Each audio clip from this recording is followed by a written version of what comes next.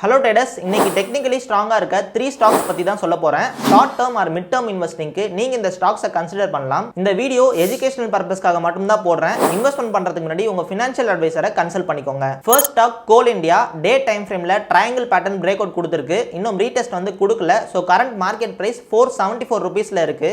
Second stock NMDC head and shoulder pattern form ஆயிருக்கு. Day time ஃப்ரேமில் நீங்கள் பார்க்கலாம். ப்ளஸ் ரீடெஸ்ட் வச்சு ஸ்ட்ராங் பிரேக் அவுட்டும் வந்து கொடுத்துருக்கு. கரண்ட் மார்க்கெட் பிரைஸ் 268 ரூபீஸ்ல இருக்கு. Third stock Honeywell auto chart பார்த்தாலே உங்களுக்கு தெரியும். Perfect triangle pattern break out வந்து கொடுத்துருக்கு.